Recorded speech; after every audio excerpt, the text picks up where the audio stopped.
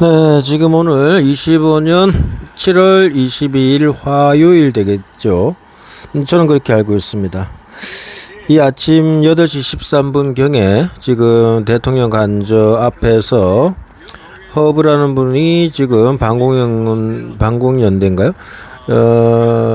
부정선거로 당선된 가짜 대통령 이재명 방 빼라, 어서 빼라 라면서 구호를 외치면서 1인 시위를 하고 있는 현장을 보고 있습니다. 이런 것이 바로 우리 사회가 그 의지죠. 왜 이런 의지를 보일까요? 저 자리가 어떤 곳인가요? 그 당시에 많은 사람들이 모여서 윤석열의 그 불법 체포를 반대하면서 집회를 했던 장소죠. 지금은 아무도 없습니다. 그 당시 한남동 관저 앞에서는 민노총이라든지 그런 사람들이 또 지지도 저기 뭡니까 탄핵을 해야 된다, 체포해야 된다 하면서 그 8차선인가요? 그 도로를 그냥 양 차선을 다 점령한 모습도 봤죠. 해방구가 잠시된 현장도 봤죠. 경찰이 무력하게, 서울시도 무력하게 차량들이 통행이 안 되는 것도 제대로 하지 못하고 그런 불법적인 도로 점거를 몇 시간 동안 방치를 했죠. 그래 민원이 많다 보니까 이제 그거를 했는데 아무튼 그 한남로 자리 이제 이재명이가 관저에 들어가서 생활하고 있는 걸 볼 수가 있습니다. 이재명이라는 사람에 대해서 우리가 지금 많은 의혹을 가지고 있습니다. 소년원 출신이라면서 말했던 것이 사실은 그 소년공을 포장한 것이었다는 것이죠. 이재명이라는 인물의 인생사 한 가정에서 태어나서 그 형제자매 속에서 참 그 뭐라 그럴까요? 정말이지 그 이재명이라는 존재가 대통령까지 되는 이 현실 속에서 어제는 윤석열 대통령의 그 페이스북 모습이 나왔죠. 이재명이라는 사람의 저 악랄한 행동들, 그 상대를 제거하기 위해서 그 자리를 노리면서 그 자리 밑에 있을 적에는 온갖 수법과 비방을 다 하면서도 결국 자기가 그 자리에 가니까 똑같은 행동을 하면서도 변명하고 무시하고 그리고 언론도 거기에 편승하고 이 우리나라의 이런 언론의 모습 그리고 또 이 1인 시위라는 사람을 향해서 던지고 있는 시청자들의 채팅글을 보면서 얼마나 황금만능주의와 지상외모주의 이런 것들이 가득한지를 볼 수가 있습니다. 지금 대한민국의 위기는 일자리 감소, 그리고 노년 문제, 노후 문제죠. 그리고 자녀들의 문제, 그야말로 출생이죠. 양육, 교육, 직업, 선택 모든 것들이 힘들어지고 있습니다. 왜 이렇게 됐을까요? 그렇게 산업화와 경제 성장을 이루던 박정희 시대에 전두환이 나타나고 전두환이 있던 그 7년이 황금기라고 다들 얘기하고 있습니다. 실제 그런 것 같고요. 그랬는데 좀 노태우 때부터 점차 꺾이기 시작합니다. 물태우라는 말이 나오면서 점점 이 나라의 정치와 산업 경제가 점점 무너지기 시작하더니 급기야 지금은 박근혜 탄핵에다가 윤석열 탄핵에다가 순사기성이죠. 법도 무너지고 우리가 다 봤다시피 헌법재판소의 그 진행 변론일이 얼마나 일방적이었으며 아주 말장난에 지나지 않는 행동들을 봤습니까? 자, 이런 나라가 과연 올바른 나라인가? 역사는 어떻게 평가할까요? 먼 미래에서 보든지. 그러나 현 시대 속에서 봐도 이 엄청난 이 불법, 부당한 모습 속에서 차라리 스스로 자결 하거나 목숨을 끊을 수는 없고 그렇다고 살려고 하니 이 살아가지지도 않을 경제적 난국과 파국의 현장 이 시대를 살고 지켜보면서 들 수 있는 생각이라는 것은 정말 이렇게 교육이라는 것이 식자 글자를 좀 안다고 해서 생각에 힘을 갖는다고 해서 정말 올바른 생각을 하느냐? 오히려 교육의 틀에 갇혀서 사고하고 판단하면서 말만 길어지고 생각만 길어지고 결론은 없다, 행동은 없다라는 생각이 듭니다. 자, 일단 명리를 공부하고 명리를 다루는 사람으로서 바라볼 적에 이재명이가 과연 문재인처럼 5년까지 갈 것이냐? 절대 그렇게 될 수가 없고요. 모든 것은 변화하는 겁니다. 사람이라는 존재가 행동하고 그 뜻이 모아지면은 달라지는 거죠. 우리 세상은 이렇게 봐야 됩니다. 누군가는 말하고 누군가는 듣는 사람이 있을 때에 에너지가 작용하는 거죠. 그러면은 말하는 자의 말을 듣는 사람, 그 사람의 의견을 깊이 듣는 사람, 그럴 때에 그 마음과 마음의 작용에 보이지 않는 에너지입니다. 우리는 이 세상 살아가는 것은 겉에 의한 에너지가 아니라 보이지 않는 속의 에너지가 더 중요하다는 거죠. 겉의 에너지는 뭡니까? 행동하는 양식이죠. 거기에는 이익을 추구하는 계산이 깔린 행동에서 나오는 인간관계가 많습니다. 그것을 넘어서서 이익을 추구하는 보이지 않는 세계가 있을 것이고요. 사람과 사람 마음속에는 진실한 투쟁, 진실한 세상을 구현하고자 하는 인간의 내면이라는 게 있다고 저는 봅니다. 그것이 예수 그리스도고 마음의시고 불교고 그런 거 아니겠습니까? 그런데 이제 오늘날 세상 속에서는 기독교 정신을 많이 강조하고 하나님을 강조하는데, 내가 누차 말하지만 인간이 바로 하나님이라는 사실을 꼭 명심하십시오. 어떤 노예와 노예 정신에 빠져서 살지 말고 인간이 하나님이기 때문에 하나님 대 하나님으로서, 인간 대 인간으로서 질서와 타협과 평화와 공존을 생각하는 그런 마인드로 우리가 살아가야 될 거라고 봅니다. 그러면 이제 어떻게 해야 되겠어요? 자신의 삶에서 타인과의 조화를 위해서 살아야 되겠죠. 그 조화라는 것은 내가 일방적인 희생만 하는 게 아닙니다. 요즘 하는 말이 다 이런 말 아닙니까? 사람을 멀리해라, 나르시스트 이야기, 경계선 장애, 그리고 반사회적 이제 성격 장애, 충동, 분노 조절 장애, 이런 말만 나오고 있습니다. 쉽게 말해서 양아치, 건방진 놈, 그런 것들이죠. 그래서 이제 힘이 필요한 겁니다. 누구한테 당하지 않을 정도의 힘, 그런 것들이 있어야 되고, 자기를 지킬 수 있는 힘이 있어야 되는 거죠. 그래서 지금 우리 사회 이 현실 속에서 그것을 놓치고 살았을 적에 얼마나 큰 깊은 피해를 보는지 우리가 다 잘 알고 있지 않습니까? 지금 우리 사회는요, 돈이라든지 경제력을 이용한 거에다가 학창 시절 때부터 일진, 왕따 이런 좋지 못한 것들이 있습니다. 진짜 우리나라 대통령이 나온다면 이 학폭 문제, 10세 미만들 이제 5세부터 이제 아이들이 자라면서 경쟁도 하고 싸움도 하고 사기도 치고 괴롭힘도 있거든요. 그런 것들을, 그런 문화를 근절시켜 나가야 됩니다. 부모 세대부터 바뀌어야 되고요. 우리 기성 사회인들부터 조화를 만들어내야 되죠. 대통령은 그런 일을 하는 겁니다. 하나님의 세상을 만든다는 것은 인간이 하나님이란 그 근본 자세를 알아야 돼요. 심오한 깨달음과 경험만이 그 자리를 알 수가 있는 거죠. 부처의 눈에는 부처가 보이고 대지의 눈에는 대지가 보인다고 하지 않습니까? 부처가 뭡니까? 부처는 어떤 하나님, 신을 섬기지 않고 연기설을 따르고 불교의 어떻게 진리라고 할까요? 그런 가르침이 있습니다만,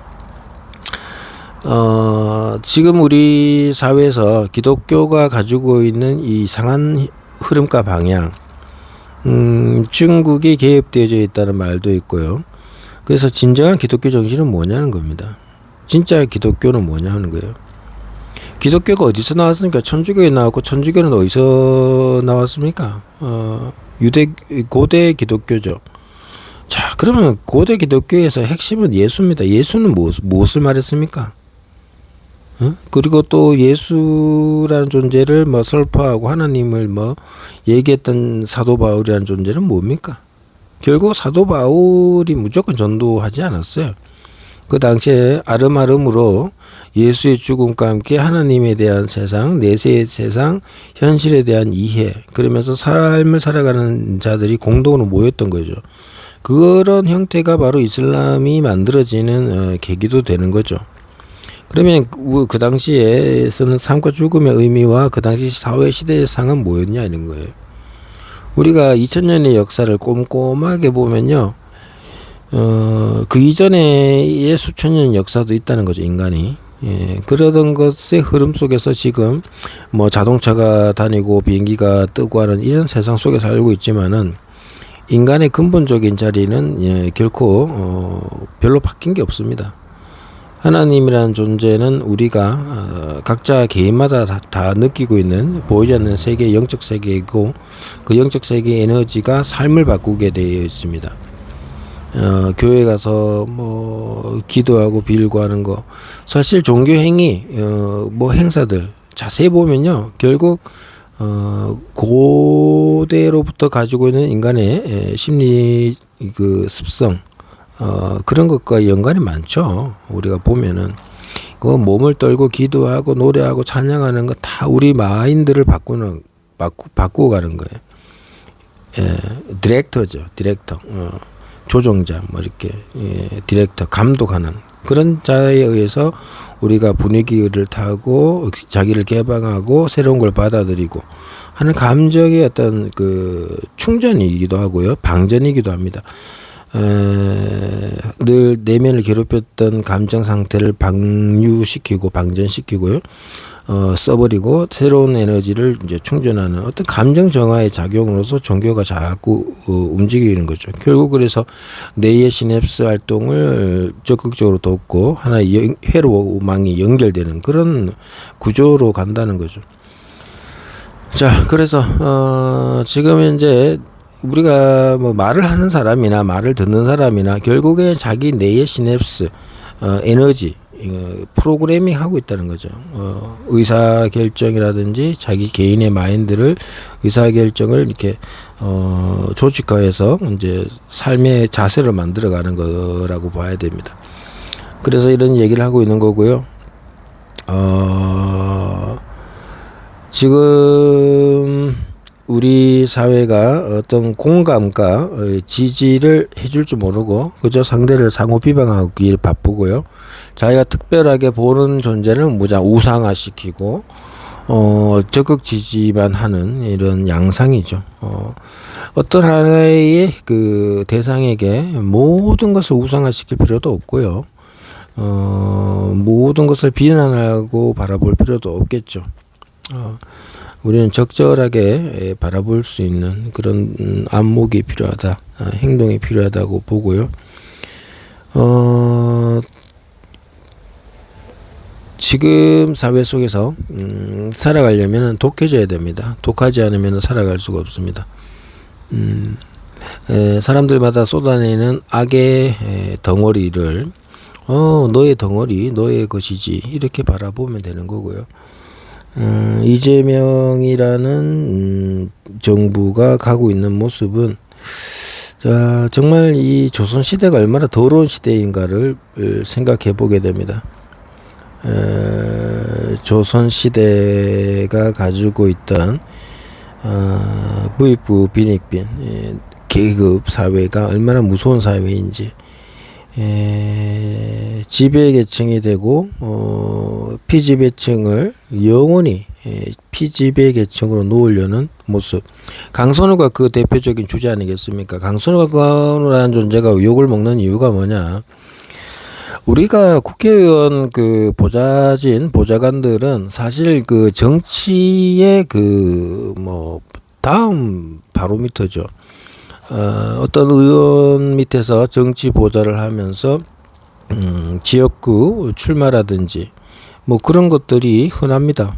지금까지 뭐 당들이 대부분 그랬습니다. 첫째는 총학생회장이라든지 대의원, 학교 대의원 등을 통해서 대학 내에서의 그 정치 지도가 정치를 하게 되는 거죠. 그 대학 내의 그 조직이 한 국가의 시스템을 그대로 가지고 있지 않습니까? 그래서 대학을 나오라 그런 거예요.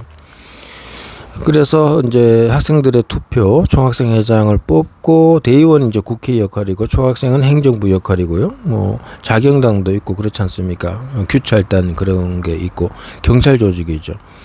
다 대학이 그런 시스템입니다. 그러면서 총학생회장들이 보통 다 국회의원 보좌관으로 가고 보좌관 밑에서 생활을 하다가 정치에 들어갔던 거죠. 그러던 것이 이제 92년에 당선된 김영삼이가 93년도쯤 되면서 이제 지자체를 부활시키고 지방자치, 뭐 지방선거 이런 걸 부활시키면서 원래 과거에 있었다고 하죠. 그러면서 이제 움직여 가고 있었던 거죠. 여러 가지 할 얘기가 많아지는데, 요즘은 이제 그 시의원도 되고 시의원에서 머무르기도 하고요. 시의원에서 이제 자꾸 이제 정착해 나가는데, 근데 중요한 거는 지금 뭐 주민자치에서 뭐 또 특별한 기구를 두는 거, 이거 마치 그 공산당 세력을 만들어 가고 있는 것 같아요. 행정조직보다 자치제 조직을 통해서 그 뭔가 이상한 분위기로 공산화되어 가고 있는 우리 사회를 보게 됩니다.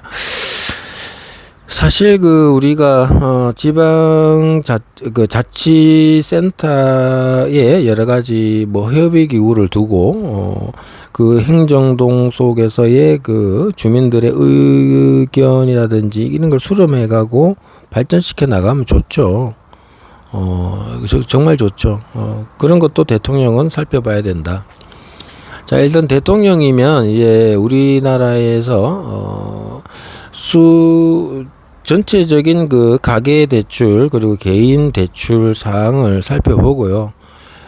대출을 일수해 주는 것이 토지개혁, 토지 뭐 무상분배라든지 유상분배라든지 토지몰수, 유상몰수, 뭐 무상몰수 뭐 그런 거 있지 않습니까? 그런 식으로 이제 대출을 갖고 있는 일단 개인부터 살려놓는 게 좋겠고요. 그렇게 해서 거의 무이자로 해서 탕감하고 갚아 나갈 수 있도록 그 사람의 생애의 주기를 통해서 반드시 빚은 갚아 나갈 수 있도록 만약 빚 못 갚고 죽으면은 거기에 대해서도 뭔가는 다뤄야 되겠죠. 장치를 해야 되겠죠. 지금은 그래야 됩니다. 그리고 이제 기업 대출이겠죠. 그리고 이제 자영업 하시는 분의 대출 부분도 우리가 좀 살펴봐야 됩니다. 그런 것들도 자영업 하시는 분이 어떤 대출을 받았느냐, 어떤 업종이냐 이런 것들 보면서 자영업자들 대출 부분도 우리가 좀 더 신경 써서 갚아 나갈 수 있게 하고 무이자로 하고요. 또 직업이랄까 돈을 벌 수 있는 일을 할 수 있는 무언가를 만들어내야 됩니다. 획일적일 수는 없고요. 사회주의적일 수는 없습니다만은 자율 경쟁 체제에도 지금 인구 감소 때문에 우리가 연구소를 통해 가지고 어떤 전망, 어떤 적절한 수요를 짜장면 집이 한 지역에 너무 많으면 안 되지 않습니까? 결국 서로 제살 깎아 먹지 않습니까? 이 소비의 그릇은 있는데 소비의 그릇을 너무 올릴 수도 없잖아요. 예, 그 인구 감소와 함께 적절한 분포, 뭐 업종의 분포라든지 그리고 기업의 대출 문제도 우리가 좀 신경을 써야 되겠죠. 어떤 기업의 어떤 그 사장이 어떤 일을 하고 있고 그것이 어떤 경로로 이제 빚을 지고 있는지, 경제 규모라든지 산업 구조라든지. 1차 밴딩, 2차 밴딩 이런 것들 다 대통령이면 살펴보고요. 이제 이 복잡해진 사회 속에서 많은 사람과 머리를 짜내고 지혜로운 사람, 지식 있는 사람, 지능이 있고 또 어떤 설득력이 좋은 사람들 그리고 연구원들을 통해서 거의 풀 가용해야 됩니다. 풀 동원해 가지고 기업이 예, 돈을 많이 벌 수 있게 하고요. 또 일자리 많이 창출할 수 있게 하고요. 특히나 없는 일자리를 만들어야 되는데 특히나 농업 부분이 제일 중요합니다. 농업 부분에 있어서 약초라든지 뭐 농산물 생산이라든지 이런 유통 구조 그리고 그런 것들 정말 중요합니다. 나는 돈에 욕심 없어. 나는 건강한 삶, 농업이 좋아. 뭐 농업을 하는 거죠. 축산업을 하고 한다든지, 나는 소를 좋아해, 가축 기른 걸 좋아해. 그럼 건강한 가축을 기르고요. 기르면서 또 그것을 팔고요. 사람이 고기도 먹어야 돼요. 이제 야채, 채소 뭐 이런 거 있잖아요. 식물 이런 것들도 먹어야 되고요. 자, 이런저런 여러 가지를 우리가 조화롭게 만들어 감으로써 도시는 도시대로, 농촌은 농촌대로, 그리고 기업은 기업대로 첨단 산업, 뭐 4차 산업 이런 것들, 우리나라 같이 시스템이 잘 된 이 하루면은 택배가 거의 다 도착하는 이런 시대 속에서 택배의 물류 시스템, 지금 쿠팡이 뭐 그렇게 하고 있습니다만은 그러한 것들도 조절해서 뭐 단일화를 하든지 아니면은 단일망을 만들든지, 이름은 여러 가지라도 그렇게 해서 보다 더 서로가 잘 돌아갈 수 있고, 직업이라는 것이 선택적으로 윤활적으로 누구나 일을 할 수 있고, 뭐 생애 주기가 뭐 60대 70대 분도 일할 수 있으면 일할 수 있게 하고요. 그래서 생산적인 삶을 살다가, 건강하게 살다가 생을 마감하면서 새로운 또 죽고 나면 또 우리 영혼이 있지 않습니까? 새로운 세상 속에 태어날 적에 좋은 부모 만나서 또 거기서 나서 길러지고 더 좋은 세상을 또 만들어가고, 죽고 태어나고 죽고 태어나면서 그 세상을 더 이롭게 만들어가는 그 순환하는 구조를 만들어야죠. 그러니까 삶과 죽음은 떨어져 있는 것이 아니고 새롭게 피어나는 꽃이라고 보면 됩니다.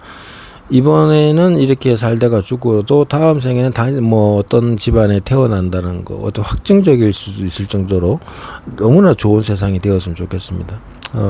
나라는 존재도 어떤 부모 사이에서 태어나서 이렇게 여러 고초를 겪고 심리적인 메커니즘, 심리적 구조체를 갖고 있다는 거죠. 그거를 극복해야 되는 겁니다.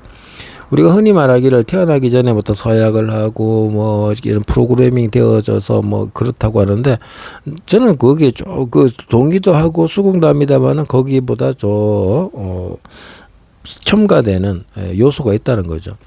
예를 들면 내 전생이 예수였고 내 전생이 뭐 마호멧이었다 할지라도 지금 생에서 내가 내 전생이 마호멧이라 말할 수 있느냐? 말은 할 수가 있는데 그러면은 내가 마호멧이냐? 그럴 수는 없다는 거죠. 그럼 다음 생에서는 내가 나이냐? 그런 것도 그렇지 않다는 거예요. 이번 생에서의 요소가 있기 때문에, 이번 생이라는 요소는 아버지 어머니 요소 아닙니까? 아버지 어머니 요소를 가지고 있는 나의 요소가 있지 않습니까? 거기서 형성된 성격과 인지 구조가 있다는 거죠. 그리고 그 당시 사회에서 인지되는 구조가 있다는 거죠. 감각이라는 게 있단 말이에요. 그러니까 전혀 과거의 나라고 볼 수가 없는 거죠. 아무리 과거가 내 것이라 할지라도 오늘날 시대에서 인지되는 감각을 알아야 되고, 사회적 구조의 감각을 알아야 되는 것이고, 여기에서 자기 삶을 이롭게 만들어 갈 수 있는, 선택할 수 있는 자유를 가져야 되는 것이고요. 여기에서는 절대적인 자기 전색을 알아야 되고요. 절대적인 사회 문제, 사회 개혁, 사회를 아름답게 만들어가는 결정적 구조가 필요하죠. 그렇게 본다면 정치 구조에서 가지고 윤석열 대통령의 계엄이 잘못됐느냐? 아니라는 겁니다.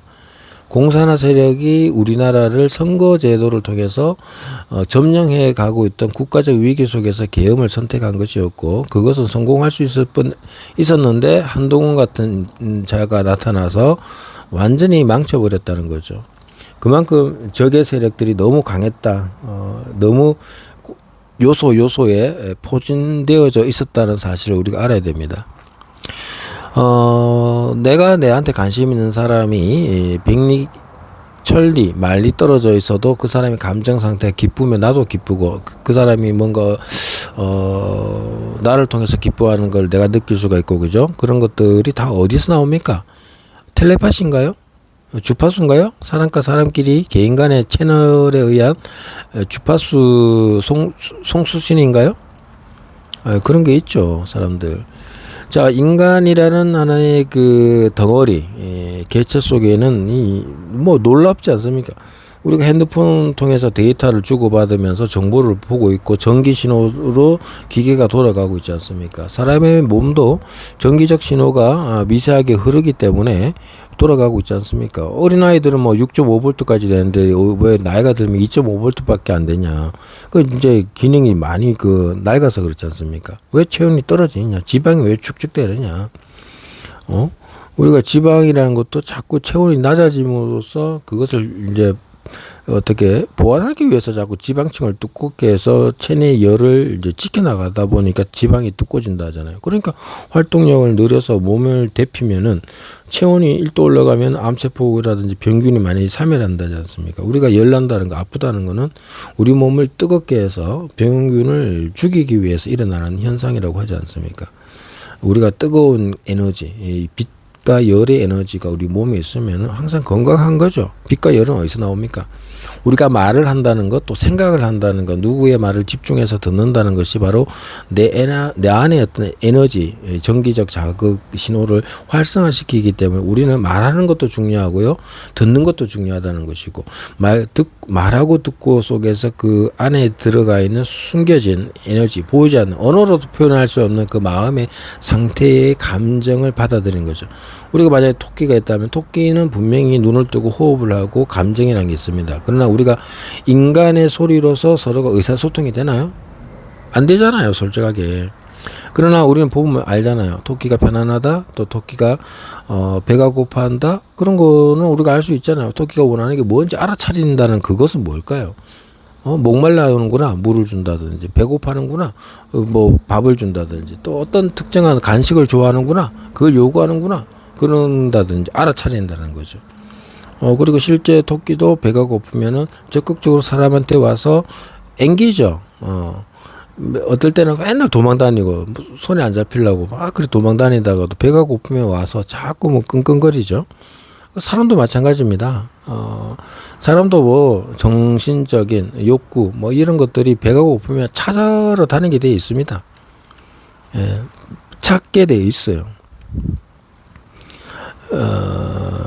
자기 문제를 해결하고자 호소하게 되어 있습니다. 호소하게 되어 있죠. 근데 우리는 호소를 들어줄 수 있는 능력이 없습니다. 저는요, 상담이라는 것을 오랫동안 해왔지만은, 우리 이 사회는 들어줄 수 있는 귀도 없고 눈도 없습니다.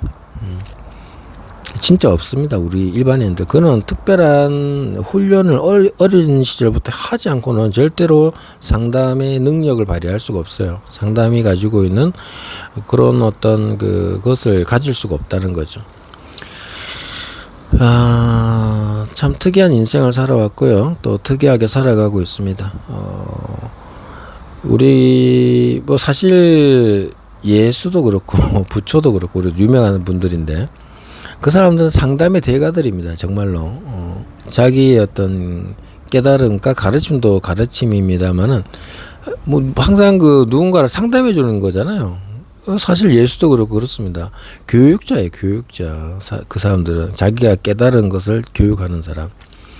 예수가 왜 그렇게 대단한 존재가 되었을까요? 사실 유대 민족 사회 속에서 예수파가 있었다 하잖아요. 그 예수의 가르침이 어땠기 때문에 그랬을까요? 그런 것들도 우리가 좀 생각을 해보자는 거예요. 무조건 기독교, 하나님, 성경 이렇게 가면 안 된다는 거예요. 성경이 왜 나왔습니까? 처음에는 책의 이야기죠. 예, 책의 이야기고. 정말 저는 그래서, 뭐, 앞으로 시대 초종교다. 그리고 종교를 초월해서 모든 것이 종교인 것이에요. 우리 살아가는 것이. 그래서 윤리 도덕이 살아나고, 살아가는 세상 우리가 꼭 만들어야 되고요. 만들어질 수밖에 없습니다. 인류의 파멸을 불러온 1차 대전, 2차 대전 결국에는 무기의 발달입니다. 과거의 냉병기 시절에는 아무리 100만 대군이 싸우고 하더라도 자연이나 인명의 피해가 그렇게 크진 않았습니다. 그런데 비행기가 날아다니고 폭탄을 떨어뜨리고 하다 보니까 핵폭탄까지 만들어지고 초음속 비행기가 나타나고 전투기가 나타나고 화력이 엄청나지고 있죠. 심지어 이 땅에도 6.25 같은 전쟁도 났고요. 이 총칼을 이제 과거의 총칼이 아니죠. 요즘 현대화된 무기 체계 속에서는 100만 1000만이 외치고 뭐 몽둥이 들고 싸워가건 답이 없습니다. 절대 못 이기죠.